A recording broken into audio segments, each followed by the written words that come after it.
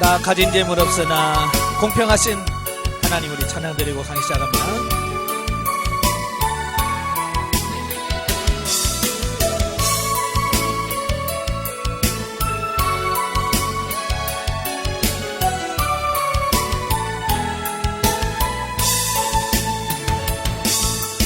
나 가진 재물 없으나 나 남이 가진 지식 없으나 나 남에게 있는 건강 있지 않으나 나 남이 없는 것 있으니 나 가진 재물 없으나 나 남이 가진 지식 없으나 나 남에게 있는 건강 있지 않으나 나 남이 없는 것 있으니 나 남이 못 본 것을 보았고 나 하나님 듣지 못하는 성 들었고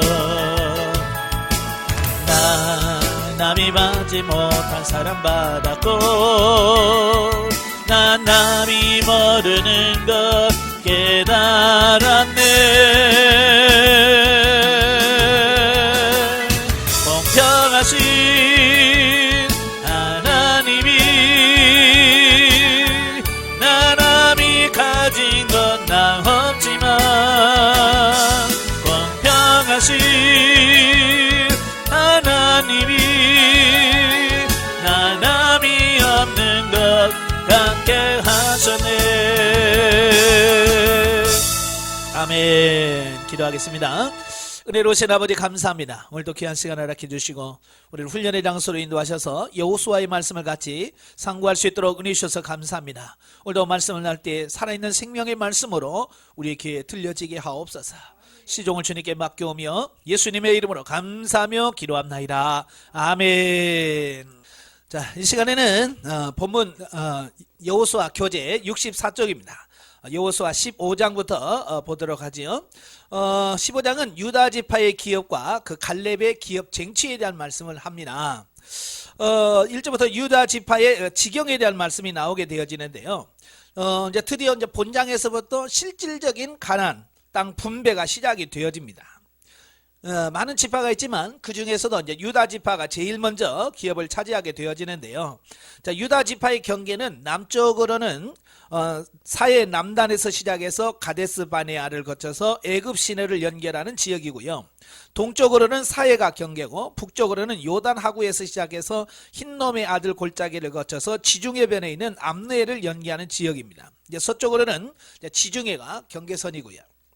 이렇게 아무리 말을 해도 우리가 이해가 안 되죠. 그래서 여러분에게 제가 지도를 주었습니다. 예, 지도를 한번 보시면서 참고하시면 좋을 것 같아요. 자, 이처럼 유다 지파가 많은 지파 중에서 제일 먼저 제비뽑기를 뽑을 뿐만 아니라 그 지도를 보면 아시겠지만 어때요? 그 엄청 크잖아요. 그죠? 남부 지역을 거의 대부분을 차지해 버립니다. 예, 가장 넓고 비옥한 땅을 기업으로 받는 축복을 받게 되어지는데요. 자, 이렇게 유다 지파가 다른 지파에 비해서 큰 축복을 받은 이유는 뭘까? 예, 그것은 유다가 야곱의 실질적인 장자권을 상속받았기 때문이다 라고 하는 거예요. 이 말을 보면 원래 그 야곱에게 12아들이 있죠. 장자가 누굽니까? 루벤이잖아요. 루벤이 어찌 보면 모든 장자권과 이 모든 것을 다 받을 수 있는 자격이 있어요. 그런데 문제는 뭐냐면 이 루벤이 그 성읍 비라와 통관했단 말이에요. 그래서 아예 아버지 눈에 이제 난 거죠. 그래서 장자지만 장자의 실권을 취하지 못합니다. 그리고 그 다음에 둘째, 셋째 레이와 시므온인데요. 이 두 아들은 창세기 34장에서 그 세겜성 사람을 무지하게 죽였어요. 그래서 또 야곱의 눈에 났지요. 그러니까 이제 네 번째가 유다지요. 유다는 특별히 애굽으로 내려가기 전에 그 요셉을 만나서 중재 역할을 기가 막히게 하잖아요. 그죠? 아버지한테도 또 요셉에게한테서 가서 중재 역할을 기가 막히게 잘해요. 그래서 어찌 보면 유다가 마음에 들었던 거지. 그래서 실질적인 장자권은 누가 받느냐? 네 번째 아들인 유다가 장자권을 받습니다. 자, 그러다 보니까 이렇게 좋은 땅과 많은 것을 차지할 수 있는 어떤 이런 부분들을 보게 돼요. 자, 여기서 우리가 기억할 것은 뭐냐면 루벤을 통해서 배울 게 있다는 거예요. 뭘 배워야 돼요? 예, 배울 건 없죠. 근데 그 삶을 보면서 우리는 이렇게 하면 안 되겠구나. 이걸 배워야 된다 그 말이에요. 그러니까 아까도 말한 것처럼 루벤은 정말로 좋은 위치에 있지만 자기 자신이 죄를 지어서 모든 걸 잃어버린 거예요. 오늘 여러분도 마찬가지예요. 하나님께서 여러분에게 많은 걸 주지만 우리가 그걸 놓치면 의미가 없다는 거예요. 놓치지 말라는 거예요. 아시겠죠? 지금 여러분에게 준 직분, 여러분에게 모든 것들 놓치면 안 돼요. 예, 루벤처럼 그렇게 살면 안 됩니다. 자, 그 다음에 이제 13절부터 19절까지 오면 이제 갈렙의 기업에 대한 말씀을 해요.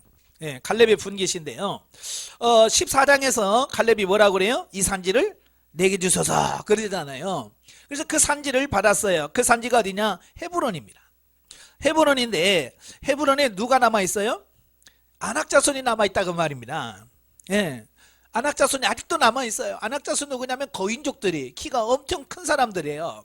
그래서 12명의 정탐권 중에서 10명이 뭐라고 그랬어요? 그들 보기에 우리는 메뚜기와 같다 할 만큼 이 사람들 막 키가 장대한 사람들이에요. 그러니까 겁이 나잖아요. 그런데 갈렙은 뭐냐면 그걸 달라. 다른 사람 같으면 어떡하겠어요? 그냥 안 싸우고 편하고 좋은데 여짝 주세요. 예? 이라고 할 수 있겠지만 갈렙은 하나님을 위한 신앙, 믿음이 있었어요. 그러니까 그들이 제일 무서워했던 그 산지를 내게 달라. 그래서 결국 그 지역을 분배를 받습니다. 그래서 이제 나중에 시므온 지파와 힘을 합쳐서 그 아낙자손들 몰아내고요. 그 지역을 기업으로 삼았다라고 하는 것을 보게 됩니다. 자, 이때 갈렙은 드비를 취하기 위해서 드비를 함락하는 자에게 자기의 딸을 아내로 주기로 약속을 합니다. 예. 그때 온니엘이 드비를 전쟁에 나가서 이기게 되죠. 그때 자기 딸 악사를 그에게 시집을 보냅니다. 그 시집을 보낼 때 갈렙의 딸 악사가 결혼 지참금처럼 아비에게 샘물을 요구해서 윗셈과 아랫셈을 받은 것은 당시 생활 풍습을 보여주는 일례다. 예. 그래서 결혼할 때에 재산을 에게 주는 이 우물은요 굉장한 재산이에요. 예. 지금이야 뭐 수도니까 우물 별로 중요하지 않지만 이 이스라엘 팔레스타인 지역은 물이 귀한 지역이잖아요. 1년에 비가 2번밖에 안 오니까 그래서 우물이 굉장히 중요해요.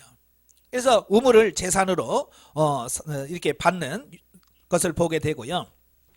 한편 드비를 정복하여 갈렙의 딸을 악사로 맞이한 온니엘은 영어 성경들은 갈렙의 조카로 번역을 하고 있어요. 예, 그래서 보통 이제 우리가 온니엘을 갈렙의 아우로 이렇게 알고 있잖아요. 근데 갈렙의 아우가 아니고요. 갈렙의 아우 그나스의 아들. 그러니까 갈렙의 아우 그나스의 아들이니까 뭐가 돼? 조카가 되죠. 예, 조카죠.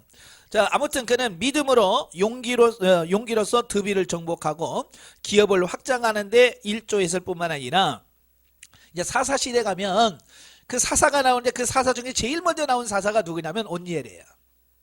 예, 그래서 첫 번째 사사로 맹활약한 부분을 보게 되죠. 20절부터 63절에 보면 이제 유다 지파의 기업이 나오는데요. 유다 지파가 얻은 기업에 관한 언급으로 에돔과 경계한 남방 지역에서 38개 성읍이고요. 세펠라라 불리는 평지에서 40개 성읍, 또 산지에 36개 성읍, 또 광야 지역에서 6개 성읍, 그렇게 해서 모두 120여 개의 성읍과 그 주변 촌락들을 기업으로 차지합니다.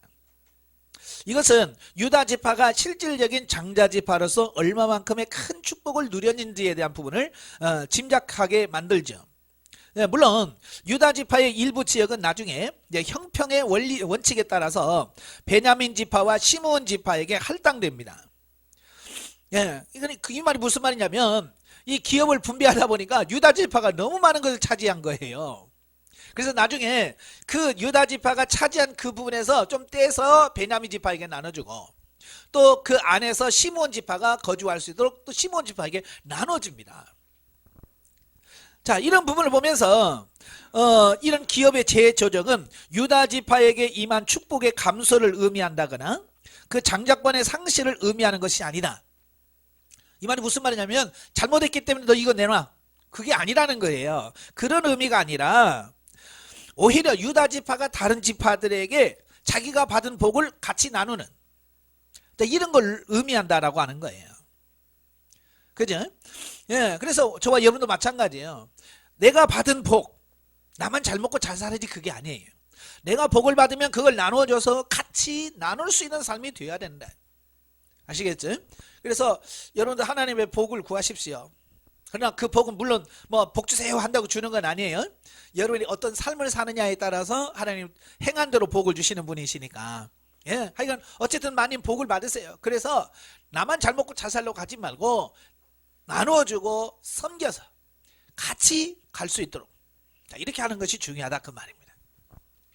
자, 한편 유다 지파가 실질적인 장자 지파로서 넓고 비옥한 토지를 차지하는 축복을 받았음을 암시하면서도 예루살렘의 여부수 거민을 쫓아내지 못하고 함께 거했다는 사실을 기록함으로써 유다 지파로 하여금 교만하여지는 것을 경계했다. 저 여부수 족속이 사는 곳이 어디냐면 옛날 예루살렘이에요. 예루살렘은요 천연 요새예요. 이렇게 언덕이 있고요, 언덕 위에 성읍이 있어서 이 어지간한 전쟁으로는요 이걸 빼앗을 수가 없어요. 나는 그냥 이스라엘 역사를 쭉 보면 그래요. 아수르라든지 바벨론이라든지 엄청난 그 세계 강대국이 와서도 그 예루살렘을 한꺼번에 무너뜨리지 못하고요 최소한 3년 이상 버텨야 이깁니다. 예, 그 정도로 이 천연 요새예요. 그러니까 아무리 날고 기는 갈렙이라도 그 예루살렘 거기까지는 빼앗을 수가 없었어요. 예, 워낙 강하니까. 그래서 결국은 그 성을 빼앗지를 못하고 남겨둡니다. 그러다가 나중에 다윗이 왕이 되었을 때에 다윗이 그 여부수 족속을 치고 다윗성을 취하죠. 그 예루살렘을 취합니다. 예. 자, 그래서 그들은 끝까지 남아서 뭐냐, 이스라엘을 찌르는 가시와 올무가 되었다라고 하는 것을 보게 돼요. 이 말이 무슨 말이에요? 남겨두면 안 된다는 말이에요. 아시겠죠? 남겨두면 반드시 그것이 우리에게 찌르는 가시가 되어지더라. 우리 영성훈련도 마찬가지. 우리 영성훈련에서 자기 나를 처리해라, 파쇄하라라고 끊임없이 얘기하죠. 해요, 안 해요? 합니다만은 나름대로 해요. 근데 남아있단 말이에요. 옛날 습관이 그대로 남아있고 옛날 내가 하던 것이 그대로 남아있어요. 그걸 처리하지 않으면 계속 그게 나온다 그 말이에요. 그게 나오면 우리의 삶이 어때요? 그렇죠. 또 나오죠. 그렇죠. 그것 때문에 똑같아. 그래서 그걸 처리하라. 그걸 처리해서 없애야 된다. 그 말씀을 하고 있는 거예요. 자, 예를 들어서 이런 거요. 교도소에 들락달락한 사람들 보면 처음이 어렵지 두 번, 세 번은 그냥 그 사람들은 그냥 들어가요. 그렇죠. 그래서 나중에 나는 별이 몇 개야. 그래서 도리어 그걸 자랑합니다. 그게 뭐냐면 옛날 습관을 끊지 않으면, 끊지 못하면 예를 들어서 절도하는 법이 남의 걸 훔쳐요. 훔쳐서 한번 교도소에 갔어요. 거기서 철저하게 깨달아서 나는 오늘 이걸 손을 씻어야 되겠다. 그래서 이제 안 하면 바뀌는데, 이 사람이라는 게 이게 나와서 교도소에 나와서 가진 것 없지, 가진 건 도둑질밖에 없잖아요. 기술이라는 게. 그러니까 또 거기 가서 또 하다가 또 걸려서 또 들어가고, 나와서 또 할 일 없으니까 또 도둑질에 또 들어가고, 계속 그 손을 씻지 않으면 계속 그 일을 반복할 수밖에 없는 것처럼 우리 자아도 마찬가지예요. 우리 자아가 그것을 처리하지 않으면 계속해서 그게 반복해서 우리를 괴롭히게 되고 또 거기 그 삶 속에 우리를 끌어가 버린다는 말이에요. 그래서 우리가 철저하게 자아를 처리하는 것이 제일 중요하다.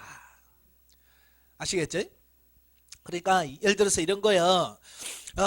갑자기 막 성질이 납니다. 화가 나요. 그러면 우리는 왜 화가 나지? 당신이 그러니까 내가 화내지. 이렇게 말한단 말이에요. 그게 아니라 내 속에 혈기가 남아있기 때문에 화가 나온 거잖아요. 그러니까 상대방에게 화낼 것이 아니라 내 안에 혈기가 남아있구나. 이 혈기가 있으니까 내가 이렇게 화가 나는구나. 아버지, 내 안에 있는 혈기를 십자가에서 처리시켜 주세요. 이렇게 해야 돼요. 그래서 여러분 훈련받은 속에 끊임없이 혈기나게 하고 서로 부부간에도 부딪혀서 인상 쓰게 만드는 거예요. 그 인상 쓰면서 뭐 하라고요? 그렇죠. 네 안에 그거 있어. 너 그거 뽑아내. 그런데 우리는 그걸 모른단 말이에요. 성질 내놓고 뭐라고 그래? 그걸 정당화 시키려니까 더 성질내. 그죠? 예. 그러니까 이게 뽑아나가는 게 아니라 더 사람이 악해져 버리는 거예요. 성질 났을 때 아버지 나 이렇게 성질 나네요. 이 성질 나는 거 혈기를 처리시켜 주세요 라고 빨리 가서 하나님 앞에 하면 이게 처리되어질 텐데 그게 한 게 아니에요. 보통 사람들은 우리말에도 있잖아요. 똥낀 놈이 성질 낸다고. 예? 자기가 잘못해놓고 그걸 정당화 시키려고 하니까 더 성질 내버려. 그러니까 이 악순환이 계속 반복되어지는 거죠. 그래가지고는 절대 변화가 없습니다. 내가 성질 냈으면 잘못했다. 인정하고 아버지 내 이거 처리시켜 주세요 라고 인정하고 들어가야 그게 처리가 되어서 나의 삶이 바뀌는 거예요. 아시겠죠? 자, 그다음에 이제 16장은 이제 요셉 자손과 에브라임 지파의 기업 경계에 대한 말씀을 하죠. 자, 1절부터 4절 가보면 요셉 자손의 지경이 나옵니다. 요셉 자손들이 이제 두 번째 제비를 뽑아 기업을 얻는 장면인데요. 자, 요셉 자손은 두 지파가 있어요. 므낫세 반 지파와 므낫세 반 지파가 요단 동편에서 얻은 기업이 있고요. 또 요단 서편에 동쪽으로는 요단강의 한 지류인 여리고 샘물에서 시작해서 남쪽으로는 단과 베냐민 지파를 경계로 하는 베델, 서쪽으로는 지중해, 북쪽으로는 아셀, 스불론 이사갈 지파와 경계를 이루는 지역을 차지합니다. 자, 이처럼 요셉 자손은 그들의 조상 요셉이 야곱의 11번째 아들이었음에도 불구하고 유다 지파 다음으로 제비를 뽑았고 요단 동편의 넓은 토지 이외에도 요단 서편 땅에서 비교적 토질이 우수한 가나안 중앙 지역을 기업으로 차지하는 복을 받았다. 예, 지난번에 제가 말씀드렸지만 이스라엘은요 그 산지 광야가 70%고요 그 중앙에 넓은 이스라엘 평지가 있어요. 그 이스라엘 평지는 기가 막혀요. 그래서 역사에 보면 애굽왕 바로가 거기 와서 보고 너무 그 땅이 좋은 거예요. 그래서 그 땅을 차지하려고 여러 번 시도하는 이런 부분들을 보게 됩니다. 그러니까 그 지역이 너무 좋은 지역이에요. 자, 지도를 한번 보세요. 므낫세 지파하고 에브라임 지파가 요셉 자손에게 속한 땅이에요. 한번 보세요. 므낫세 지파는요 요단강 서편에서도 어마어마하게 크죠. 그죠? 또 거기만 있는 게 아니에요. 갓 지파 위에 보면 동편 므낫세 지파가 또 있어요. 자, 이렇게 므낫세 지파만 받은 땅만 해도요. 예, 유다 지파가 받은 땅보다 더 넓은 지역을 차지하게 돼요. 그 땅도 넓은데 그 밑에 에브라임이 있잖아요. 또 에브라임 지파까지 합쳐요. 그게 요셉 지파가 받은 땅이에요. 얼마나 넓어요? 가나안 땅의 거의 3분의 1 이상이 요셉 지파가 차지하는 이런 부분들을 보게 되죠. 자, 이걸 보면서 우리가 뭘 깨닫냐면 요셉이 자신에게 미친 극심한 환난을 믿음으로 이겨내서 야곱의 가족들을 오랜 기근의 어려움에서 구원해낸 공로를 인정받아서 하나님께 복을 받았다라고 하는 거예요. 그러니까 이런 거예요. 구원은 뭘로 받아요? 그렇죠. 구원은 믿음으로 받아요. 그러나 복은 우리의 삶을 통해서 받게 되는 거예요. 내가 얼마나 심었느냐, 내가 어떻게 살았느냐에 따라서 받아지는 거예요. 그러니까 요셉이 그렇게 인정받게 삶을 살았잖아요. 그죠? 그러니까 그 삶이 그의 후손들에게 그대로 복으로 이어지더라는 거예요. 그러니까 여러분들이 자식들 복 받고 살길 원하시죠? 그죠? 자식들이 망했으면 좋겠어요? 다 자식들이 잘 살기를 원하겠죠. 그렇다면 그 자손들까지 복이 이어지도록 내가 하나님 앞에서 진실하게 살아야 돼요. 유다가 잘 사니까 유다 지파가 복을 받고 요셉이 잘 사니까 하나님 앞에 잘 사니까 그 후손들에게 어마어마한 복이 이렇게 오더라 그 말이에요. 그러니까 욕심내서 맨날 새벽기도가 복 주세요 복 주세요 그러지 말고 좀 복 받을 짓을 하세요. 복 받을 짓이 뭐예요? 하나님 말씀대로 사는 거예요. 그냥 하나님 말씀대로 살기만 하면 하나님께서 복을 그냥 주시는 거예요. 아시겠죠? 자, 5절부터 10절까지 보면 에브라임 지파의 기업이 나오는데요. 자, 에브라임 지파가 요셉 지경 내에 할당받은 기업에 관한 언급으로 가나 시내가 있는 지중해 연안에서 시작해서 북동쪽으로는 답부와 아루마, 야노아를 잇는 지역과 남쪽으로는 가나 시내, 윗벤 헤론, 나아라를 잇는 지역, 그리고 동쪽으로는 야노에서 아다롯을 지나 나아라를 잇는 지역을 기업으로 차지하게 됩니다. 자, 여기서 에브라임은 요셉의 차자, 둘째 아들이죠. 첫째 아들이 므낫세고 둘째인데, 그럼에도 불구하고 그 지파가 장자인 므낫세 지파보다도 먼저 기업을 할당받습니다. 예. 자, 그렇게 된 이유는 뭐냐면 야곱의 축복에서 그 근을 찾을 수 있어요. 그러니까 야곱이 죽기 전에 요셉이 두 아들을 데리고 가잖아요. 그때 내가 그 두 아들을 내 아들로 삼겠다. 그래서 축복합니다. 그 축복할 때에 손을 어긋만 쳐서 오른손이 에브라임의 머리에 가게 하고 왼손이 므낫세의 머리로 가게 하십니다. 예. 그럴 때 요셉이 아니 여기 손 잘못됐어요. 그러니까 뭐라고 그래요? 안나, 나도 알아. 그러나 하나님께서 작은 자들을 큰 아들보다 더 크게 쓸 거다. 하나님께서 그렇게 미래를 보시고 축복하게 하시는 부분을 보게 돼요. 근데 그 예언이 그대로 성취되어집니다. 그래서 므낫세보다도 에브라임 지파가 먼저 축복을 받게 되어지는 이런 부분들을 보게 되어지죠. 사실 야곱의 예언은 에브라임 지파가 할당받은 지형의 중요도를 떠나 역사적으로 볼 때도 증명이 됩니다. 즉 에브라임 지파는요, 장차 남북 분열 왕국 당시 10지파로 형성되어진 이스라엘 왕국의 실질적인 주도권자가 되어집니다. 자, 이게 무슨 말이냐면요, 이제 솔로몬이 죽고 나서 어떻게 돼요?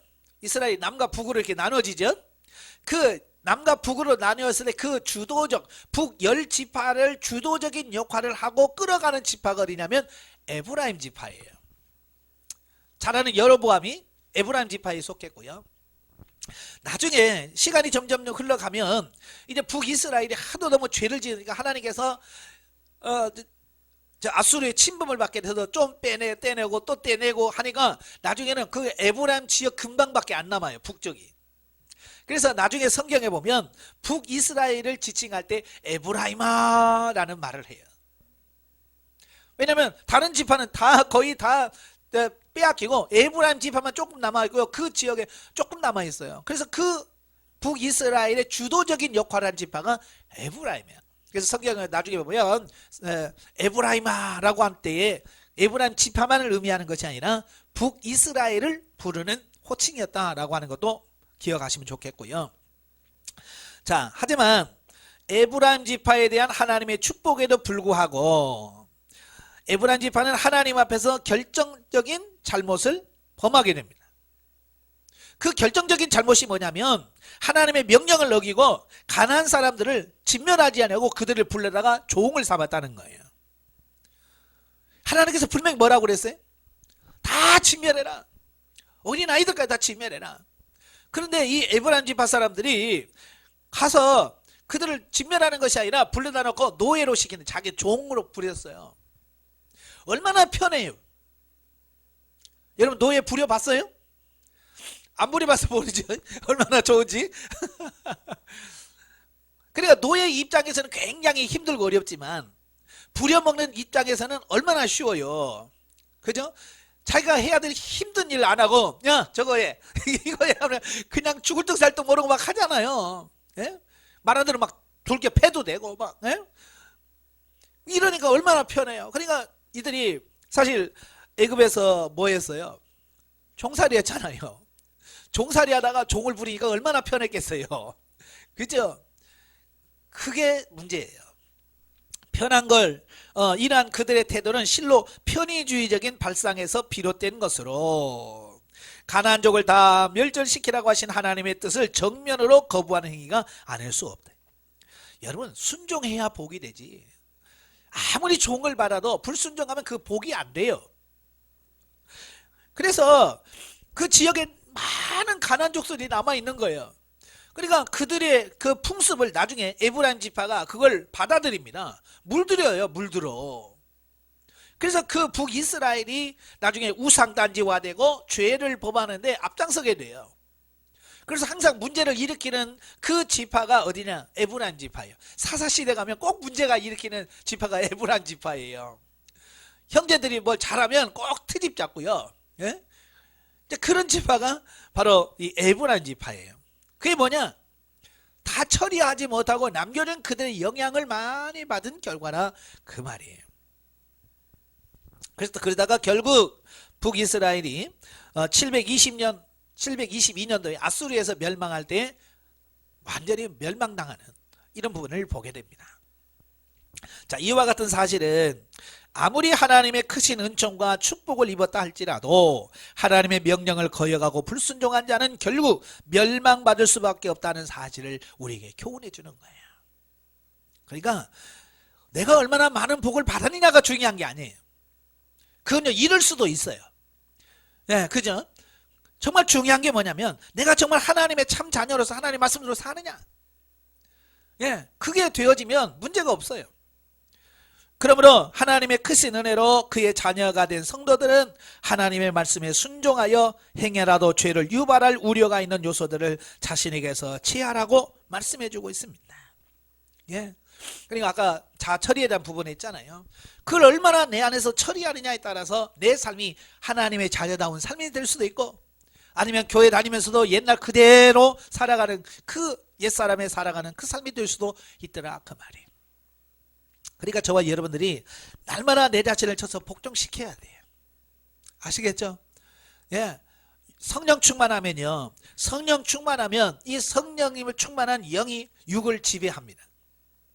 여러분도 경험해 보시잖아요. 그 부흥회에서 막 은혜 충만 받으면요, 며칠은 참아지죠. 며칠은 이겨요. 애들이 뭐라고 해도 그래 알았어 그러죠. 근데 이제 며칠 지나면 어때요? 요거 봐라 그래도 또 나오죠. 왜 그러냐면 성령 충만할 때는 이겨.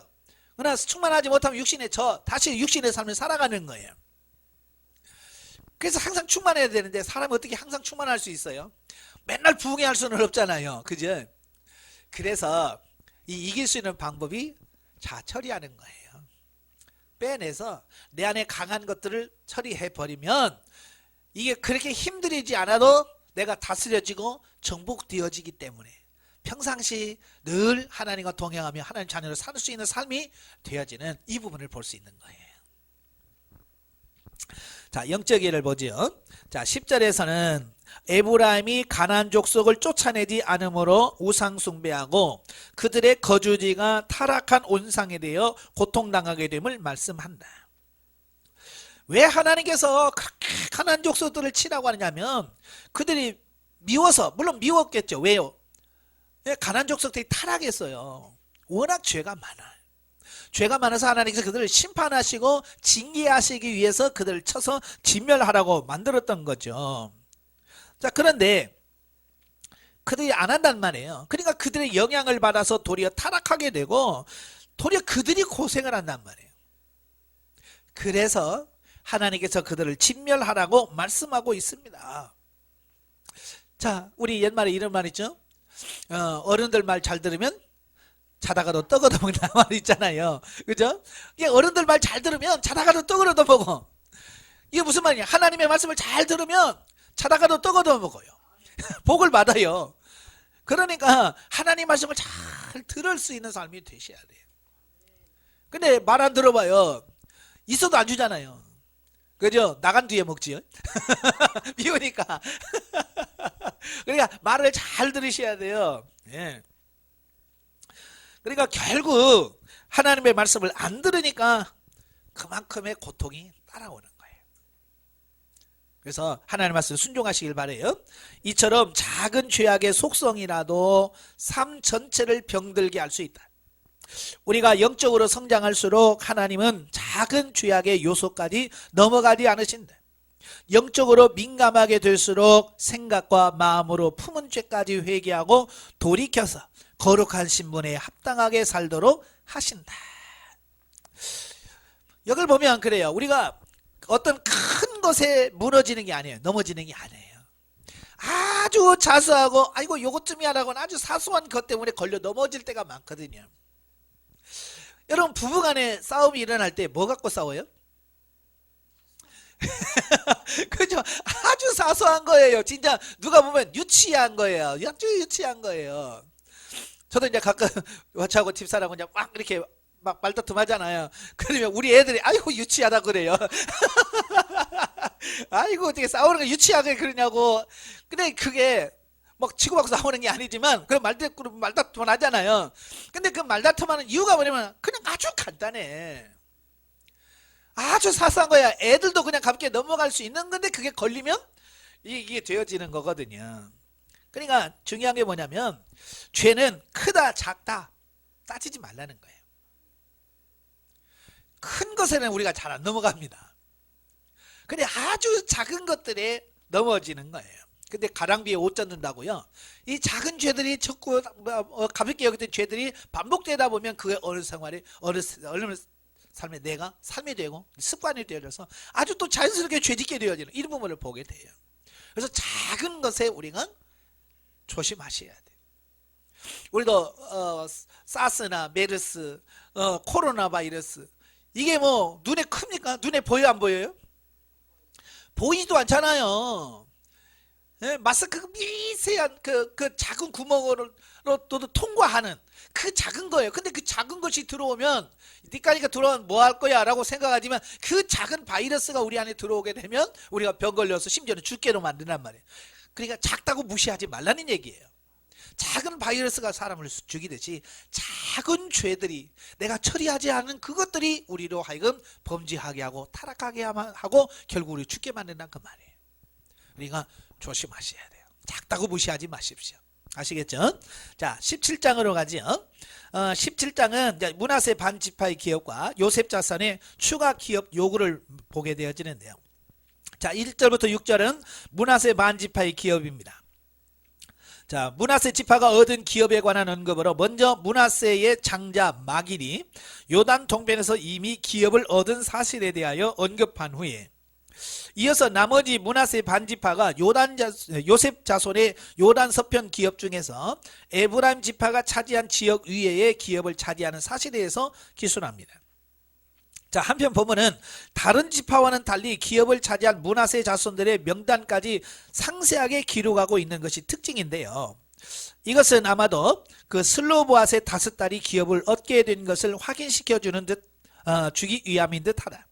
즉 모세 당시 슬로보앗의 5딸들은 여자에게 기업의 상속이 허용되지 않은 것에 이의를 제기하여 요셉에게 아비의 기업을 요구함으로써 허락받았는데 이제 여호수아로부터 그 기업을 분배받은 것이 나옵니다. 자, 이 사건은 굉장히 중요한 거예요. 자, 그 이전까지만 해도요, 여자에게 부모의 재산이 상속된다라고 하는 것은 상상도 못했어요. 생각지도 못했던 것들이에요. 그런데 이제 가나안 땅을 분배받는데 그 슬로보앗의 딸들이 이의를 제기하는 겁니다. 왜 우리 집은 아들이 남자가 없다는 이유 바로로 우리는 왜 기업을 분배하지 않느냐? 그럼 우리는 죽으란 말이냐? 그렇잖아요. 예, 기업이 주어지지 않으면 뭐 할 수가 없잖아요. 죽을 수밖에 없잖아요. 그래서 그런 부분을 가지고 이의를 제기합니다. 우리도 기업을 달라는 거죠. 그런데 이것이 전례가 있으면 하겠지만 전례가 없단 말이에요. 그죠? 재판할 때도 항상 보면 이 재판장이 뭘 판단하냐면 판례를 경험 보거든요. 판례라는 것은 뭐냐면 그와 비슷한 사건이 있었는데 그때 어떻게 형을 내렸지? 그런 거예요. 그래서 그걸 보고 형을 집행하는 거예요. 예, 그냥 아무나 너 징역 몇 년이 아니라 그래서 비슷비슷한 그 판례를 보고 해야 불공평한 게 없어지잖아요. 공평하잖아요. 근데 이 여자에게 기업을 분배하는 전례가 없는 거예요. 그러니까 모세도 어떻게 할 줄을 모르는 거예요. 왜? 판례가 없으니까. 그래서 하나님 앞에 묻죠. 예, 이거 어떻게 해야 됩니까? 그러니까 하나님께서 모세에게 그들의 구하는 것이 맞다, 옳다. 그들에게도 기업을 주라. 예, 자, 이렇게 말씀하시는 거거든요. 자, 여기서 우리가 기억할 것이 뭐냐? 모세라도 하나님께 묻고 하나님께서 말씀하시는 걸 받아서 전하는 거예요. 이게 중요한 거예요. 내 생각에는 이렇다라고 말하는 게 아니에요. 우리는 보통 누가 뭐라고 하면 내 생각에는 이렇게 나 이렇게 하는 게 좋아. 우리는 너무 쉽게 내 생각에는 해서 막 하잖아요. 그게 하나님의 뜻과 일치될 수도 있지만 일치되지 않을 수도 있다는 거예요. 그래서 모세가 항상 하나님께 먼저 물어요. 이럴 때는 어떻게 해야 됩니까? 그러면 하나님께서 반드시 또 거기에 대해서 가르쳐 주는 거죠. 아시겠죠? 또 하나는 뭐냐? 그 슬로브앗에 간구하는 것도 중요하죠. 이렇게 나눠졌을 때 슬로브앗의 그 딸들이 그냥 두려워서 그냥 아무 말도 안 하고 있었다면 어떻게 됐을까요? 기업 못 받지요. 왜? 모세도 몰랐으니까. 그냥 넘어가서 나는 기업 없어 굶어 죽을 수도 있잖아요. 그런데 뭐 했다는 거예요? 간구했다는 거예요. 말을 했다는 거예요. 이건 뭐예요? 기도했다, 간구했다는 얘기거든요. 그러니까 저와 여러분도 마찬가지예요. 하나님이 나의 사정 다 알고 있죠. 그럼에도 불구하고 내가 가서 하나님께 아뢰는 것이 중요하다. 자, 이걸 우리에게 가르쳐주고 있습니다. 그래서 성경은 뭐라고 그래요? 구하라 그리하면 주실 것이요. 그렇죠? 야고보서 4장에 뭐라고 그래요? 너희가 얻지 못하면 구하지 아니하며 그랬어요. 그래서 우리가 구하는 것 중요하다는 걸 기억하시면 좋겠고요. 자, 물론 슬로브앗의 5딸들이 차지한 기업은 므낫세 지파 전체 기업 중 극히 일부분에 지나지 않았지만 이처럼 본문의 그 사실을 강조하고 있는 것은 사람은 남녀를 불문하고 하나님 앞에서 인격적으로 평등할 뿐만 아니라 하나님의 기업도 동등하게 나누어 받을 수 있는 권리가 있다는 것을 우리에게 가르쳐 주고 있습니다. 세상에서는 여성이 불평등할 어떤 대우를 받을 수 있지만 그러나 하나님의 나라에 가서는 그렇지 않더라는 거예요. 하나님 나라에 가면 남녀의 구분이 없습니다. 모두에게 공평해요. 그래서 이 땅에 살면서도 이렇게 서로 공평하다는 걸 서로 인식하시고 서로 잘할 수 있기를 바랍니다. 그러나 우리는 아직도 그 유교적인 사상에서 남존여비 사상이 아직도 남아있죠. 예. 근데 요즘은 이제 갑자기 세상이 바뀌었어요. 남존여비가 아니라 이제 여성 상위 시대입니다. 그래서 여성의 인권이 너무 갑자기 세져가지고 이제 남자들이 불쌍하게 되어지는데요. 이래 긍휼을 베푸시기를 바랍니다. 옛날에 당했다고 이제 너도 당해봐라 그러면 안 됩니다. 성경에서 뭐라고 말씀하느냐? 우리의 기준은 항상 세상의 기준이 아니에요. 그죠? 세상의 기준이 아니라 구약시대도 마찬가지잖아요. 성경에 말씀하신 게 기준이 된 것처럼 오늘도 우리의 삶이 시대가 어떻게 바뀌어든 상관없이 우리는 성경에서 뭐라고 말씀하고 있지? 아내들아 남편에게 순복하라. 지금 시대가 어떤데요? 그러지 마세요. 그건 세상 사람들이 하는 거예요. 우리는 성경의 말씀이 진리이기 때문에 아내는 남편의 말에 순복하고 남편은 아내를 사랑하고 그래서 가정을 화목하게 꾸미는 것이 하나님의 뜻이다라고 하는 걸 꼭 기억하시면 좋겠습니다. 자, 7절부터 13절까지 보면 이제 므낫세 반지파의 지경에 대해서 나와요. 자, 므낫세 반지파가 요단 서편에서 얻은 기업의 경계에 대한 언급으로서 서쪽으로는 지중해까지, 남쪽으로는 에브라임 지파 경계, 그리고 동쪽으로는 요단강, 북쪽으로는 이사갈 수불론 아셀 지파와 경계 지역을 위치한 베스안, 무기또 돌을 잇는 지역까지 포함됩니다. 자, 한편 이들 므낫세 반지파는 불행히도 그들 기업 가운데 거주한 가나안 거민들을 다 내쫓지 못했다는 거예요. 자, 이렇게 큰 땅을 차지했음에도 불구하고요, 이 므낫세 지파 안에 있는 가나안 족속 다 몰아내질 않은 거예요. 자, 이는 하나님의 능력을 온전히 신뢰하지 못한 그들의 어리석음과 불신앙 때문이었다라고 하는 사실이에요. 그러니까 믿음이 없으면 줘도 못합니다. 믿음이 없으면 줘도 못해요. 믿음이 있어야만 감당하는 거예요. 그러니까 므낫세는 믿음이 없는데도 이렇게 어마어마한 큰 땅을 차지했는데요, 믿음이 없다 보니까 어떻게 해요? 그 많은 땅을 차지했음에도 그걸 잘 유지하지 못하는 이런 부분을 보게 돼요. 당시 여전히 청동기 문화에서 벗어나지 못했던 그들이 이미 청동기 문화에서 철기 문화로 탈바꿈한 가나안 거민들을 두려워하여 그들을 쫓아낼 엄두를 내지 못했다라고 하는 거예요. 그러니까 이제 우리가 이제 그 예전에 보면 청동기 시대가 있고요, 철기 시대가 있죠. 청동기는 뭐냐면 노수로 만드는 거예요. 노수로 칼도 만들고 창도 만드는 시대예요. 우리가 잘 아는 것처럼 노시라고 하는 것은요 좀 무르잖아요, 물로. 그래서 칼 같은 걸 만들어도 몇 번 찍으면 그냥 푹푹 찌그러져 가지고 이게 잘 사용이 안 돼요. 근데 이제 철기 문화 시대로 바뀌어요. 그 구리보다도 훨씬 더 강한 이 쇠가 나오네요. 쇠. 철이 나오는 겁니다. 그러니까 이 철하고 노하고 부딪히면 어떻게 돼요? 이 노는 힘을 못 쓰는 거예요. 예, 지금으로 말하면 전쟁 무기가 완전히 바꿔지는 거예요. 그 옛날 우리 6.25 사변 때 왜 우리 한국군이 북한군에 그렇게 밀렸어요? 뭐가 없었어요? 탱크가 없었어요. 우리나라는 탱크라고 할 수도 없는 그런 것들이 이제 있었고요. 북쪽에는요, 소련에서 어마어마한 탱크를 막 가지고 왔어요. 그러니까 이거 뭐 총으로 쏴도 탱크는 꼼짝도 안 하고 그냥 밀고 내려오니까 어떻게 막을 방법이 없는 거예요. 그래서 6.25 때 그렇게 힘없이 낙동강까지 물러갈 수밖에 없었던 거예요. 근데 지금은 탱크가 그렇게 힘이 있나요? 별로 힘 못 씁니다. 물론 힘을 쓰긴 하지만, 왜냐면 탱크 잡는 미사일이 얼마나 많이 했는지, 그냥 와서 팍 맞으면 뻥해요. 그러니까 6.25 때 같은 그런 무기 갖고는 안 돼. 이런 거예요. 그러니까 청동기 문화 시대만 해도 이 구리로 된 무기만 있어도 다 이긴단 말이에요.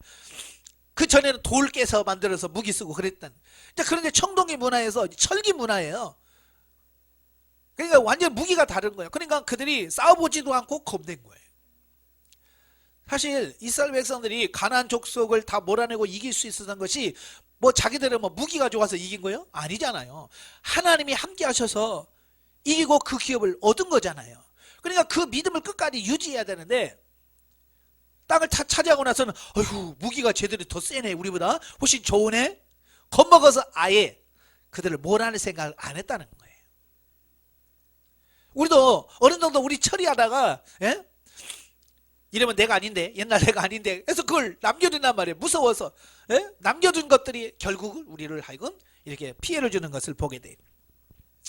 자, 이러한 그들의 태도는 요단 동편에서 기업을 차지한 마길이 자손들의 믿음과 용기와 대조되는 행위로 지극히 불신앙적인 모습이 아닐 수 없다라고 하는 거예요. 이게 무슨 말이냐면, 자, 지도 한번 보세요. 요단 동편에 보면 갓지파 위에 동편 므낫세가 있죠. 엄청나게 많은 땅을 차지했어요. 이게 누구냐면 므낫세의 그 아들 마길의 자손들이 차지한 땅이에요. 이 요단 동편에서 가나안 정복할 때 제일 앞장서서 막 그 전과를 세운 사람이 누구냐면 마길의 후손들이에요. 그래서 모세가 야, 너희들 대단하다. 그래서 그 요단 동편에다가 큰 땅을 그들에게 기업을 주었어요. 자, 그런데 그 믿음을 계속 가졌으면 좋겠는데 시간이 흐르면서 그 믿음이 어떻게 돼요? 식어지더라 라는 게, 식어지더라. 참 이게 문제예요. 여러분 부흥회하거나 뭐 할 때 보면 가슴이 뜨거워지잖아요. 그래서 막 이렇게 살아야지. 그런데 그 믿음이 계속 유지가 되면 얼마나 좋겠어요. 근데 식어진다는 거예요. 식어져. 그게 문제예요. 그래서 우리가 식어지지 않도록 우리는 끊임없이 기도해서 채우고 또 채우고, 그래서 그게 식어지지 않도록 하는 그 필요성이 있다는 것을 우리에게 교훈해 주고 있어요. 아무튼 이로 인해 므낫세 지파 역시 에브라임 지파와 마찬가지로 자기들 지경 내에 잔존해 있었던 가나안 거민들의 영향을 받아서 우상숭배의 행위에 빠졌을 것으로 추측이 됩니다. 이처럼 비록 하나님의 백성이라 할지라도 하나님께 대한 신앙이 약해지고 해이해지면 치명적인 결과를 맛보게 된다라고 하는 거예요. 그러니까 이런 걸 교훈하기 위해서 이런 걸 다 기록해 놓은 거예요. 그래, 저와 여러분도 첫 신앙, 첫 믿음, 첫사랑, 이게 식어지면 안 돼요. 나중에 사도 요한이 그 소아시아에 있는 7교회에다가 편지를 보내잖아요. 편지를 써보내면서 에베소 교인들에게 뭐라고 그래? 내가 너희를 책망할 것이 있다. 너희가 첫사랑을 잃어버렸다. 어디서 잃어버린 일을 찾아서 회개하고 돌이켜라. 그렇지 않으면 내가 촛대를 옮겨버리겠다. 여러분, 첫사랑이 식으면 안 돼요. 영성훈련도 마찬가지예요. 초창기는 열심히 하다가 어느 사이에 힐이 되는 경우가 너무 많거든요. 왜냐하면 그 처음 가졌던 그게 식어지기 때문에 그러는 거예요. 그게 식어지지 않도록 계속 유지하는 것이 중요합니다. 자, 14절부터 18절까지 보면 더 많은 기업을 요구하는 요셉 자손. 자, 보면은 요단 서편 가나안 땅에서 기업을 분배받은 요셉 자손들이 여호수아에게 와서 더 많은 기업을 요구하는 장면이 나옵니다. 자, 여기서 우리가 할 수 있는 것이, 자, 우리말에도 이런 말 있죠. 있는 사람이 더 무섭다. 그죠?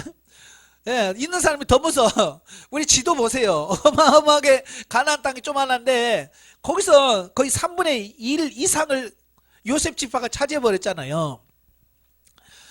그러면 다른 지파에게 좀 나누어줘야 되잖아요. 유다 지파처럼. 예? 좀 나누어줘야 되는데 요셉 집사는요 어땠냐면 또 여호수아한테 가서 왜 우리 한 분깃밖에 안 주냐. 예? 그래서 두 분깃을 달라고 또 요청하는 거예요. 자, 이 욕심이 과하면 문제가 되는 거죠. 예, 그래서 디모데전서 6장 6절에 보면 자족하는 마음이 있으면 경건에 큰 유익이 되느니라. 이 자족이라고 하는 뭐예요? 스스로 자기에게 주어진 부분에서 족한 줄 알고 감사할 줄 알고 만족해하는 어떤 그런 부분들이에요. 저와 여러분도 마찬가지예요. 우리가 자족할 수 있는 어떤 그런 마음이 필요해요. 그래서 우리가 욕심낸다고 되는 건 아니잖아요. 그래서 야고보서 1장 14절부터 15절까지 보면 욕심이 잉태한 즉 죄를 낳고 죄가 장성한 즉 사망을 낳느니라 그랬잖아요. 우리가 시험을 받는 이유는 뭐라고 그랬어요? 욕심에 끌려 미혹됨이니. 다 욕심에서부터 비롯되는 거예요. 그래서 결국 욕심을 얼마만큼 처리하고 내려놓느냐, 이게 중요한 거예요. 저도 보면 참 이게 내려놓는다 하면서도 이게 안 내려져요. 왜 이렇게 자꾸 욕심이 생기는지 몰라요. 또 탐심이라는 거 있잖아요. 음식만 보면 이거 자꾸 먹고 싶어 하는, 이 절제가 잘 안 되는 거. 배탈 나면서도 먹어요. 이게 참 희한한 거예요. 어느 정도 배가 차면 수저를 넣을 줄 알아야 되는데 계속 먹어요. 그러다가 나중에 배탈 나고, 아유, 먹고 나서 아유 내가 너무 많이 먹었나 봐. 소화제 찾고. 이게 참 아무것도 아닌 것 같은데 그 욕심이 우리 안에 있어요. 저도 가끔 그게 처리가 안 될 때가 많아요. 일할 때도 마찬가지고 좀 더 하지 좀 더 하지 하다가 몸살 나고요. 아니 조금만 하고 그냥 쉬면 되는 걸 그러면 좀 더 하려고 막 하다가 몸살 나고 그러거든요. 어찌 보면 그것도 다 뭐냐, 그것도 욕심이거든요. 예. 그래서 어떤 욕심을 내려놓는 게 쉽지 않지만 그래도 이제 욕심을 좀 내려놓을 수 있는 그런 삶이 되셔야 돼요.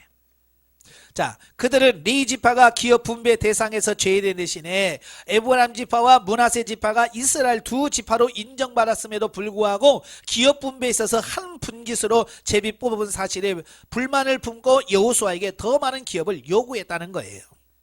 예. 이에 여호수아는 그들에게 아직 미개척지인 브리스 사람과 르바임 사람의 땅을 개척하여 기업으로 삼도록 권고하고 있습니다. 그러나 요셉 자손들은 그 땅이 철병거를 보유한 가나안 족속이 살기 때문에 개척하기에는 어려움이 있다라고 토로를 합니다. 이게 뭐냐면 환경만 탓하는 거예요. 예, 환경을 탓해. 원래 우리도 마찬가지예요. 좀 이렇게 말하면, 권면을 하면 예 알겠습니다 어떻게든 해보죠 라고 하는 말보다는 자꾸 환경을 탓하면서 자기가 못하는 것에 대해서 자꾸 변명을 하려고 그래요. 예를 들어서 기도 좀 하세요. 그러면 기도할 곳이 없어요. 기도할 시간이 없어요. 기도할 환경이 아니에요. 우리 맨날 안 된다고 하는 것만 보는 거거든요. 아니 누구는 하루에 24시간이나 30시간 갖고 씁니까? 똑같이 24시간이잖아요. 누구는 일 안 해요? 누구는 살림 안 합니까? 누구는 애 안 키워요? 이건 변명할 게 아니라 그 상황, 똑같은 상황 속에서 어떻게 내가 만들어서 순종할까? 이걸 자꾸 찾으셔야 되는데 우리는 안 되는 쪽을 자꾸 찾아요. 그래 가나안에 그 12정탐꾼 중에서 10명 같아. 누가? 우리가. 그래서 자꾸 안 되는 쪽만 찾는 거예요. 안 되는 쪽. 부정적인 쪽만 자꾸 찾아요. 그게 우리의 육성에 그게 들어있어요. 문하세 지파 보세요. 그들에게는 철병거가 있고 우리는 어버가 없고 아이고 안 돼요 이러잖아요. 아니 그 전에는 뭐 자기들이 뭐 철병거 갖고 이겼어요? 하나님의 약속을 믿고 믿음으로 가니까 하나님께서 그들에게 이기게 하시고 가나안 정복을 다 한 게 아니에요. 이제 그 안에 있는 군데 조그마한 거 남아 있어요. 아니 그 큰 가나안을 다 뺏었네. 그 조그마한 동네 하나 못 하겠어요. 그런데도 믿음이 없으니까 핑계를 대면서 못 가겠다고 참 말하는 거예요. 하지만 여호수아는 야곱의 축복에 근거하여 그들에게 용기와 믿음을 심어주고 그 땅을 개척하여 기업으로 삼으라고 권고합니다. 가서 개척하라는 거예요. 예, 남이 주어진 거나 얻어먹으려고 하지 말고 주어진 거나 먹지 못 개척을 하라는 거예요. 여기서 우리는 여호수아의 신실함과 공평함을 볼 수 있다. 즉 여호수아는 자신이 에브라임 지파였음에도 불구하고 혈연과 지연에 얽매이기보다는 하나님 나라 건설이라는 대의에 맞게 행동을 했고 한 지파의 이기적인 욕심을 채우기보다는 이스라엘 공동체 전체의 유익을 위해서 노력한 것이다. 자, 이것이 지도자의 자세예요. 공평하게 모든 것을 할 수 있는 게. 예. 자기 형제라고 뭐 이렇게 자꾸 거기다가 이렇게 편견을 두고 더 뭘 하면 문제가 생기는 거예요. 공평하지 않으니까. 그래서 항상 공평하게 할 수 있는 그런 삶이 되셔야 돼요. 그래서 가나안 기업 분배가 큰 어려움을 겪지 않고 순조롭게 진행될 수 있었던 것은 바로 이러한 여호수아의 노력이 있었기 때문이다. 예, 공평하게 하려고 하는 이런 마음이 백성들에게 전달이 되었기 때문에 그 사람들이 마음에 안 들지만 어때요? 그걸 받아들일 수밖에 없는 거예요. 사실 기업을 나눈다고 하는 것이 쉬운 일은 아니에요. 땅을 나눈다는 게 쉬운 일이 아니에요. 왜냐하면 저마다의 생각이 다 다르잖아요.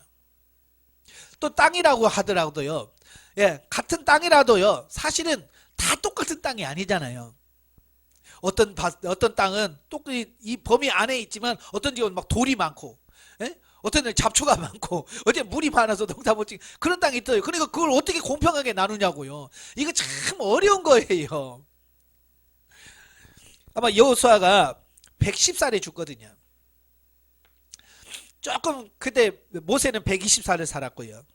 근데 왜 이렇게 좀 젊게 살았냐? 아마 이때 너무 신경을 많이 써서 스트레스를 받았지 않았나 라는 생각을 해봐요. 그러니까 이 쉽지 않은 일을 감당해야 되는 거예요. 그러려고 하다 보니까 뭐예요?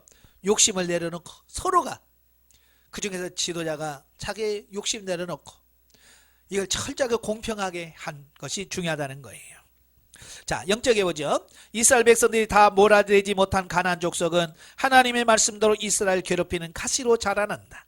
즉 우리가 영적으로 성장하는 가운데 하나님의 말씀을 지키지 못하고 연약하여 범죄하기 쉬운 육성들이 우리를 괴롭히는 가시가 됨을 영적인 의미로 이해할 수 있다. 이거 틀림없는 사실입니다.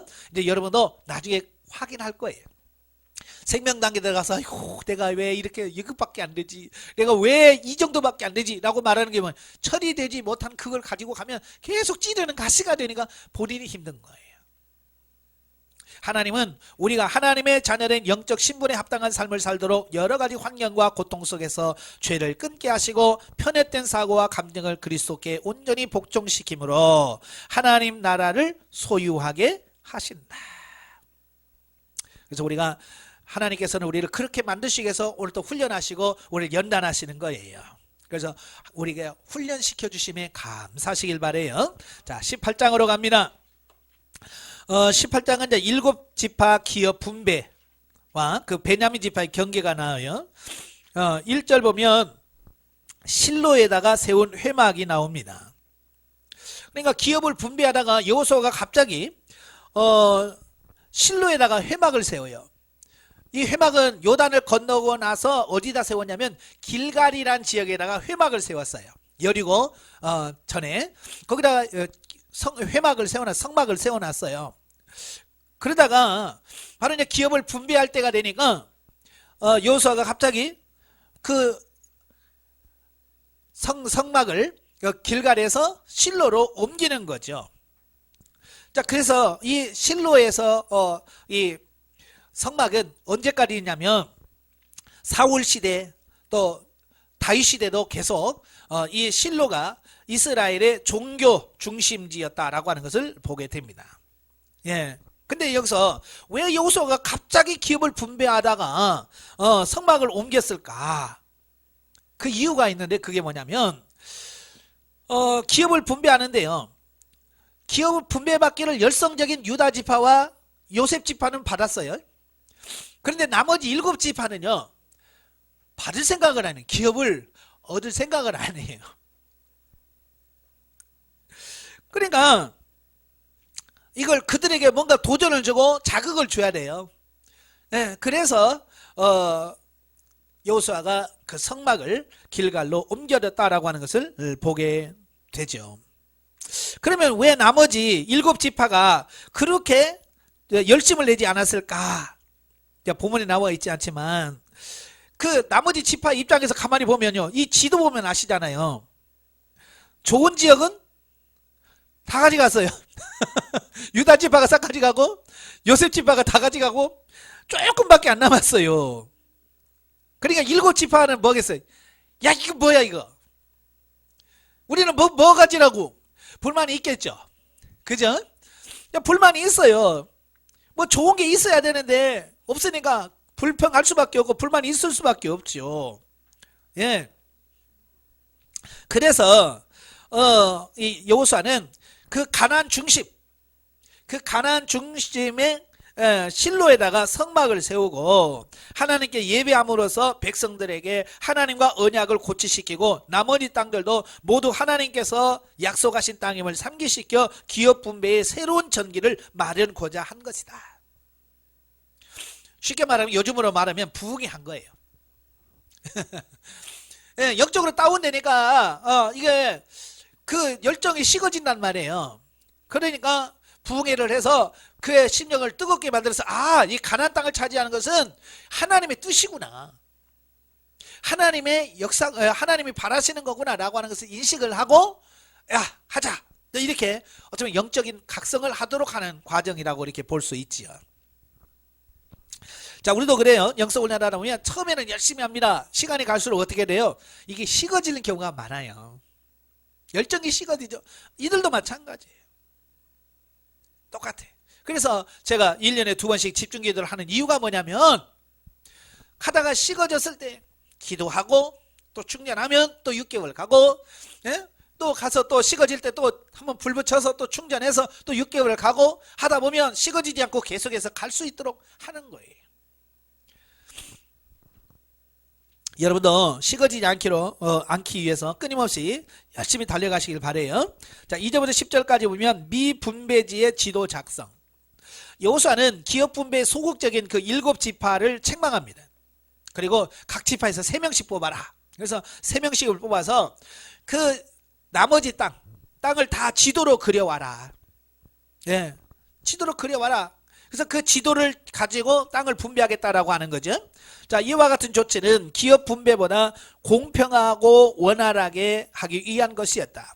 이에 그들이 분할지의 지도를 그려 여호수아에게 나오자 여호수아는 그것을 토대로 하여 나머지 지파의 기업 분배를 완수합니다. 이처럼 이스라엘 기업 분배는 약간의 갈등이 있었음에도 불구하고 여호수아의 신앙에 입각한 지혜와 지도력으로 큰 문제 없이 마무리됩니다.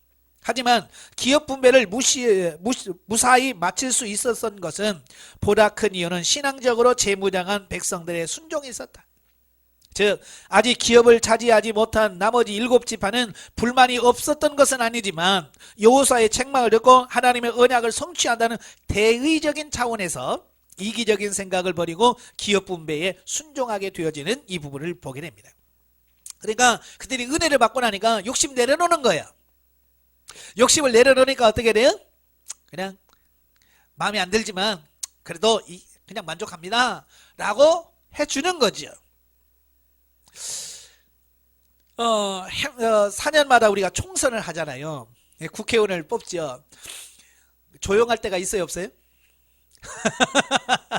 조용할 데가 없습니다.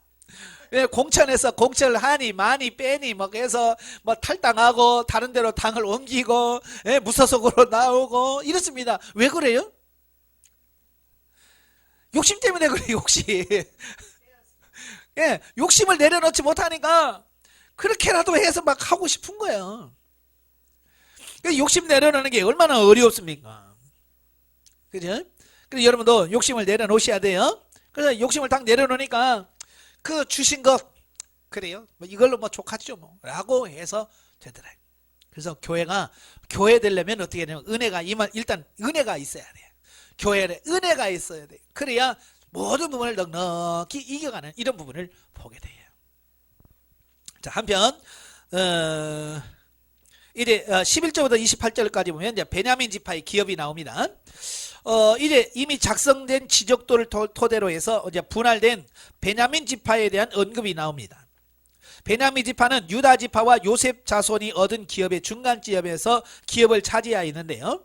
그 경계는 북쪽으로는 요셉 자손의 남쪽 경계 중 요단에서부터 벳아인 황무지까지 이른 지역이고, 서쪽으로는 베토론에서 기럇 여아림이 이른 지역이며 남쪽으로는 기럇 여아림에서 요단 하구에 이르는 지역으로 모두 26개 성읍과 인근 촌락들이 자리를 잡고 있습니다.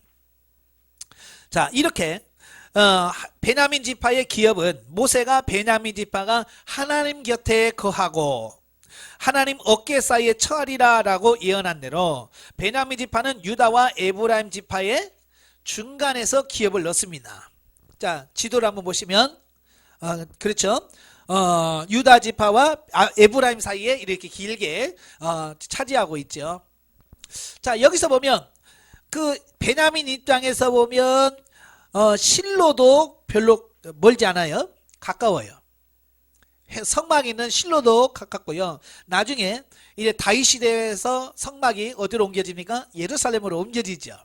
근데 예루살렘에 옮겨둬도요, 베냐민은 예루살렘도 가깝고 실로도 가깝고 이렇게 항상 하나님 곁에 가까웠다라고 하는 어떤 이런 부분을 보게 돼요.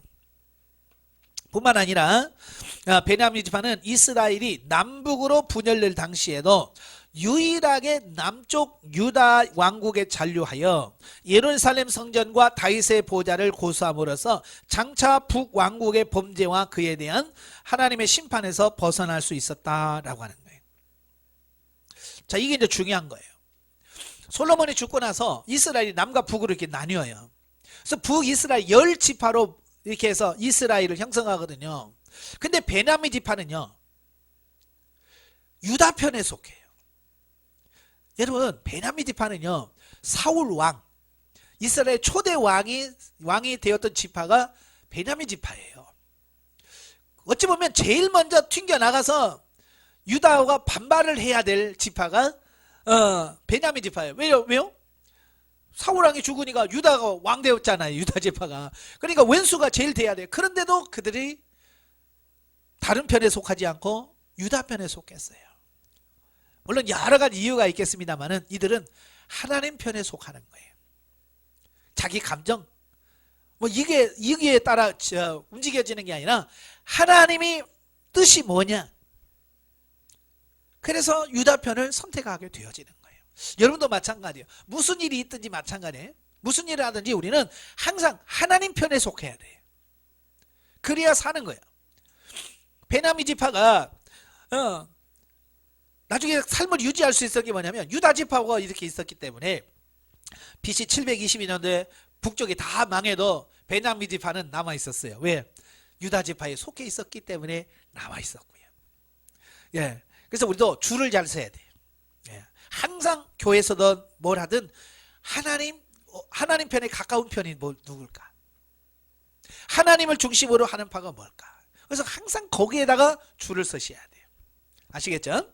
예, 이 밖에도 베냐민 지파의 기업은 가나안 남북을 잇는 주요한 교통로에 위치했기 때문에 훗날 분쟁의 발생이 가장 많았고, 이로 인해 베냐민 자손 사람들은 자연히 호전적인 성격을 띠게 되었는데, 이 또한 베냐민에 대한 야곱의 예언이 성취된 것이라고 할 수 있습니다. 창세기 49장 27절에 보면 베냐민은 물어뜯는 일이라 그랬어요. 왜냐하면 이 강한 지파, 유다와 에브라임 지파에 끼어 있거든요. 그러니까 이 사이에 끼어 있다 보니까 얼마나 힘들겠어요. 자, 자녀를 키울 때 아들 셋 있는 집이 있죠. 뭐 큰아들은 큰아들이라고 그러죠. 막내는 막내아들이라고 그러죠. 둘째는 뭐예요? 중간에 끼어가지고 형이 치고 때리죠. 동생이 치고 받고 올라오죠. 그러면 이 중간에서 끼어가지고 참 어렵죠. 바로 그냥 그런 거예요. 베냐민이 그 둘셋 끼어가지고 여기서 터지고 저기서 터지고 하는 어떤 그런 모습이에요. 그러다 보니까 어때요? 성격이 강할 수밖에 없죠. 그렇죠. 하도 맞다 보니까 어씨 하면서 막 액시 하면서 이제 대들게 되고 이제 이렇게 되다 보니까 성격이 자연적으로 그렇게 형성될 수밖에 없죠. 그래서 야곱은 그걸 재미있게 표현한 게 물어뜯는 일이다라고 표현을 했던 거죠. 19장으로 넘어가면 여섯 지파의 경계를 말하고 이제 모든 지파가 기업 분배가 끝난 부분에 대해서 말씀을 하고 있어요. 1절부터 48절까지면 남은 6지파의 기업이 나옵니다. 자, 본장을 끝으로 이스라엘의 기업 분배 과정은 모두 끝이 납니다. 첫째, 시몬 지파는 유다 지파의 기업 중에서 남부 지역을 중심으로 모두 18개 성읍과 촌락을 할당받았는데요. 이는 유다 지파가 그 인구에 비해서 너무 많은 지역을 할당받았기 때문이기도 하지만 시몬 지파가 이스라엘 중에서 흩어지리라는 야곱의 예언의 성취라고 할 수 있다. 자, 지도를 그려왔는데요. 땅은 좁지. 나누다 보니까 이 시몬 지파가 갈 땅이 없는 거예요. 그러니까 여호수아가 유다 지파한테 가가지고 야, 너희 땅이 너무 크다. 좀 얘네들 좀 나눠줘라. 그래서 유다 지파가 마음이 넓잖아요. 그러니까 그래 좋아. 그럼 여기서 살아라. 그래서 18개 성읍을 시몬 지파에게 떼어줍니다. 예. 근데 이거 뭐냐면 그 야곱이 12아들을 축복할 때에 레위 지파와 시몬 지파는 뭐라고 그랬어요? 하나님께서 너를 기업을 주지 않고는 흩어버릴 것이다 라고 말씀하잖아요. 그 예언이 그대로 성취된 부분을 보게 돼요. 그래서 나중에는 시몬 지파가 유다 지파의 안에 거하다가 나중에 여기서 텃세도 심하고 그러니까 나중에 흐지부지해서 흩어져 버려요. 예, 참 이래서 우리가 시몬 지파 같으면 안 돼요. 아시겠죠? 제대로 좀 작더라도 자기 기업을 갖는 게 중요하거든요. 자, 우리는 본문에서 유다 지파의 형제와 너그럼을 보게 됩니다. 즉 유다 지파는 비록 자기의 기업의 일부가 시몬 지파에게 잠식당했음에도 불구하고 전혀 불만을 나타내지 않았던 것이다. 우리는 유다 지파의 이러한 모습에서 진정한 이웃사랑의 정신을 배워야 합니다. 만약에 여러분 같으면 어떻게 하겠어요? 만약에 여러분 같으면 어떻게 하겠어요? 예를 들어서 부모님이 재산이 많으셔가지고 돌아가시면서 유산으로 막 땅과 논, 밭을 막 많이 이렇게 물려줬어요. 근데 내가 유언으로 아버지 유언으로 받은 땅이 좀 커. 그러니까 형제가 야, 너 너무 많다. 밭 이거 떼서 좀 누구한테 줘라. 그러면 어떡 하겠어요, 여러분? 아씨, 누군데 왜 줘, 내가 받은 건데 왜 줘? 아마 100명이면 떼어줄 사람 몇 명 그래도 있겠죠. 쉽지 않다 그 말이에요. 그래도 뭐 밭 한 마지기 뭐 이 정도면 그래도 뭐 에이 뭐 그까지 뭐 줘 할 수도 있지만 이건 18개 성읍이에요. 18개 성읍이면 어마어마하게 넓은 지역을 떼주려고 생각하니까 참 쉽지 않죠. 그래도 유다 지파는 순종하더라. 왜? 사랑이 풍성하니까. 그래서 여러분들도 사랑이 풍성하게 해달라고 기도하셔야 돼요. 예, 그래야 그 사랑이 이렇게 나눠줄 수 있는 사람으로 바뀌어집니다. 자, 두 번째는 이제 스불론 지파인데요. 남쪽 사릴에서 시작해서 서쪽 용르함 시내, 동쪽 다브낫, 북쪽 한나돗을 둥글게 있는 지역에서 모두 12개 성읍과 촌락을 차지하게 됩니다. 이는 해변에 거하리라는 야곱의 예언과 상충되는 것처럼 보이죠. 예, 스불론 지파를 한번 보세요. 스불론 지파는 므낫세 지파, 아셀 지파, 이사갈 지파, 납달리 지파 그 아예 끼어 있죠. 이렇게 끼어 있어요. 근데 야곱의 예언은 뭐라고 그랬어요? 바닷가에 해변에 거하리라 그랬거든요. 근데 보니까 해변이 있어요, 없어요? 내륙에 그냥 딱 갇혀 있단 말이에요. 근데 왜 그랬을까? 자, 그런데 이 스불론 지파는요, 이 도로가 잘 돼 있고요, 사방으로 뚫려 있어요. 교통의 중심지예요. 예, 그러니까 그 동서로 있는 무역의 요충지에 있었다는 점을 감안하면 그들이 지중해 연안의 항구 도시인 시돈과 빈번한 왕래를 했고, 심지어 그곳에 항상 거주하는 외국 상인들이 있었다 그 말이에요. 그러니까 내륙이지만 무역업을 하고 하다 보니까 자연적으로 외국 사람과 가까이 하게 되고요. 그래서 스불론 지파에 대한 야곱의 예언은 자연스럽게 이렇게 설명될 수 있다라고 하는 거고요. 세 번째가 이제 이사갈 지파입니다. 자, 이사갈 지파도 보시면 므낫세 지파, 스불론 지파, 납달리 지파 이렇게 나누어진 그 사이에 끼어 있지요. 그 야곱이 그들에게 뭐라고 그러냐면 농사를 짓고 편한 생활을 하게 되리라는 야곱의 예언이 그대로 성취됩니다. 그래서 이 이사갈 있는 지역을 보면 이스라엘 평지라고 해서 아주 넓은 평지가 쫙 깔려 있어요. 그래서 농사 짓기가 참 좋은 곳이다 라고 이렇게 볼 수 있지요. 예, 그래서 야곱의 예언이 그대로 성취되어졌다라고 하는 것을 보게 되고요. 또 이사갈 지파는 평소에는 평온한 생활을 즐겼음에도 불구하고 나라가 위기에 처할 때는 매우 투철한 신앙과 용기로 나라를 위해서 구해낸 뛰어난 지파이기도 하다. 그래서 나중에 사사 돌라와 드보라가 바로 이사갈 지파에서 싸우게 되고요, 승리를 거둔 부분을 보게 됩니다. 자, 그 다음에 이제 아셀 지파입니다. 자, 아셀 지파는 갈릴리 산맥에서 지중해 해변으로 향하는 경사지에 위치해 있고요. 남쪽으로는 갈멜산, 북쪽으로는 입다엘 골짜기와 두로를 연결하는 지역, 그리고 서쪽으로는 지중해, 동쪽으로는 이스라엘 평지 가장자리에 있는 지역으로 모두 22개 성읍과 인근 촌락을 기업으로 차지합니다. 이런 아셀 지파 기업에는 이스라엘 평지와 막고 평야에 있어서 비교적 농사짓기에 적합했고 해양성 기후의 영향을 받아서 이 기름을 많이 생산하는 이 감람나무들이 많습니다. 예, 그래서 아셀 지파에서 나는 식물이 기름질 것이라고 하는 야곱의 예언이 그대로 성취되어집니다. 자, 그 다음에 이제 다섯 번째가 납달리 지파인데요. 납달리 지파는 서쪽으로는 갈릴리 호수 근처에 락굼, 동으로는 요단강, 그리고 서쪽으로는 다볼산, 북으로는 가나안 북쪽 경계인 레바논 골짜기를 잇는 지역으로 모두 19개 성읍과 촌락들이다. 납달리 지파는 갈릴리 산지의 대부분을 기업으로 얻었으므로 이러한 산악 지형으로 매우 민첩한 자들이 되었고, 특히 노래에도 대체로 탁월한 솜씨를 발휘했다고 하는데, 이는 납달리는 노인 암사슴이라 아름다운 소리를 바라는도다 라고 예언한 야곱의 예언이 성취되었다라고 이렇게 보면 좋겠습니다. 예, 그 납달리 지역에 보면 저 위에 단이라고 하는 데가 있지요. 여기는 큰 수풀이 많아요. 산지가 있어요. 그래서 아마 아름다운 소리를 바라는 사슴이라고 하는 그런 부분이 있고요.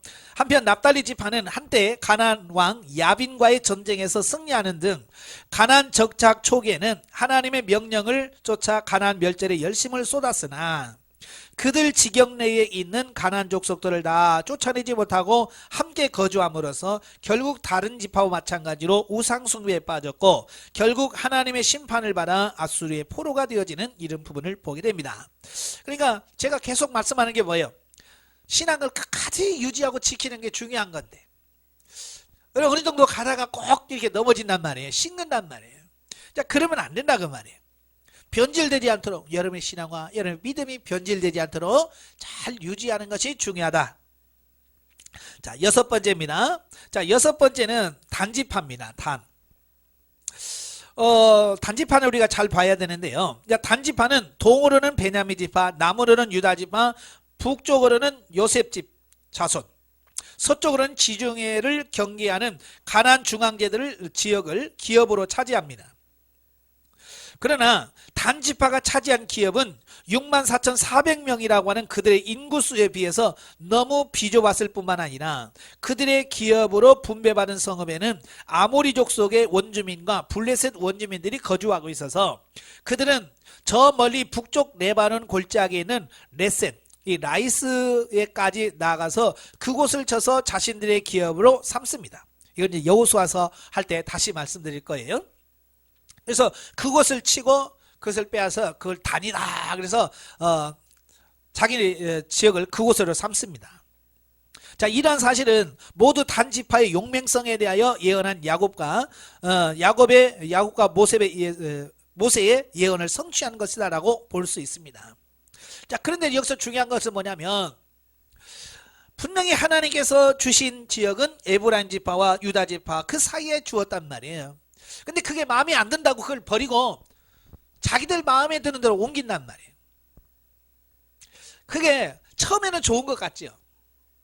처음에는 좋은 것 같은데 문제는 뭐냐면 이 단이라고 하는 저 북쪽 지역에 있어서 아람 족속, 아수르 이런 나라들이 쳐들어올 때에 그쪽 지역을 통해서 들어온단 말이에요. 그러니까 처음에는 좋았는데요. 나중에는요. 엄청 고난을 많이 받아요. 또 이방인들과 너무 간접되어 있고 그러다 보니까 우상숭배에 많이 빠져 있고요. 그래서 나중에 우리가 요한계시록을 볼 때에 14만 4천 명이 인받는 내용이 나오죠. 그걸 보면 단지파가 빠져 있어요. 예, 하나님의 구원받은 그 14만 4천 명의 숫자에 단지파가 빠져 있어요. 왜 빠졌을까요? 예, 하나님 주신 기업 싫다고 도망가고, 예? 자기 멋대로 살아가는 그래서 나중에 우상숭배하고 범죄하고 타락해서 나중에는 하나님의 나라에 들어갈 기업을 차지하지 못하는 지파로 낙인이 찍히는 거예요. 그러니까 우리도 마찬가지예요. 내 맘대로 막 움직이면 안 돼. 하나님께서 주신 기업, 하나님께서 주신 사명, 하나님께서 주신 소명, 이거 정확하게 인식하고 그걸 이루려고 해야 돼. 근데 우리는 남의 떡이 커 보인다고 내 건 안 하고 맨날 다른 사람 거 보면서 아이고 저 사람은 좋겠다, 너는 좋겠다 그러면서 자꾸 남과 비교하면서 남의 것만 따라가려고. 그러면 안 되는 거예요. 내게 준 게 뭐냐 아시겠죠? 그래서 하나님께서 주신 기업을 귀한 것으로 여겨야 돼. 자, 마지막 19장 49절부터 51절 보면 여호수아의 기업이 나오는데요. 이제 단지파까지 기업을 분배하고 나니까 이제 끝난 거예요. 역사적인 가나안 땅 분배 작업은 완전히 끝을 맺습니다. 자, 이런 시점에 여호수아는 딥나세라를 기업으로 요구하여 받은 뒤 그 성읍을 중건하고 죽을 때까지 그곳에 거합니다. 이 딥나세라는 에브라임 지파에 있는데요. 별로 그렇게 크지도 않고 작은 성이에요. 볼품 없어요. 우리 같으면 좀 좋은 지역을 찾아서 이것 달라, 에? 내가 너 얼마나 일했냐 좀 달라 이럴 텐데 여호수아는 딥나세라라고 자그마한 성읍 하나를 요구해요. 이처럼 여호수아는 이스라엘의 최고 지도자로서 위대한 업적을 세웠음에도 불구하고 자신의 욕심을 세우기보다는 먼저 백성들을 위해 기업을 다 분배하고 그런 후에야 비로소 자신을 위해 지극히 보잘것없는 작은 성읍 하나를 기업으로 요구합니다. 여기서 우리는 백성을 위해 희생하고 양보할 줄 아는 참 지도자의 모습을 발견하게 된다. 그러니까 여호수아가 이런 자세, 자기 이익을 구하지 않고 자기 걸 구하지 않고 희생하고 하는 그런 모습이 백성들에게 보인 거예요. 그러니까 아까도 말한 것처럼 왜 불만이 없겠어요. 여러분 지도를 보고 한번 여러분 보세요. 만약에 여러분이 다른 그 자그마한 땅을 차지하는 지파라면 불만이 있겠어요 없겠어요? 당연히 불만이 있겠죠. 왜 우리는 이렇게 조금밖에 안 주냐라고 할 수 있겠죠. 그럼에도 불구하고 그들이 그걸 참고 받아들일 수밖에 없는 건 뭐냐, 여호수아가 모든 것을 포기하고 다 하니까 이의를 제기할 수 없었던 거지. 예. 만약에 여호수아가 제일 먼저 들어가자마자 제일 또 좋은 땅, 여긴 내 거야, 손대지 마, 만약에 그렇게 하고 시작했다고 한다면 땅 분배가 됐겠어요? 안 되죠. 그래서 우리가 아까도 계속 말한 것처럼 욕심을 내려놓는 거, 이게 얼마나 중요한지 다시 한번 기억하시고요. 내 욕심을 처리해달라고 끊임없이 기도하시고 승리하시기를 바랍니다. 기도하겠습니다. 은혜로우신 아버지, 가나안 정복전쟁을 마무리하고 이제 가나안 땅을 분배받습니다. 행한 대로 하나님께서 갚아주신다고 말씀하셨듯이 유다 지파와 요셉 지파는 정말 하나님의 말씀대로 잘 살았던 결과 엄청나게 많은 복을 받습니다. 그러나 그 가난 정복의 열심을 품지 못한 다른 지파들은 조금밖에 받지 못합니다. 오늘 우리도 이렇게 신앙의 열정, 영성 형성을 하고자 하는 그 열정이 너무 적지는 않는지 우리 자신을 한번 되돌아보게 하시고 뜨거운 마음으로 영성훈련을 통해서 세워져 가는 우리가 될 수 있도록 도와주시옵소서. 예수님의 이름으로 감사하며 기도합나이다. 아멘. 하나님께 감사드립니다.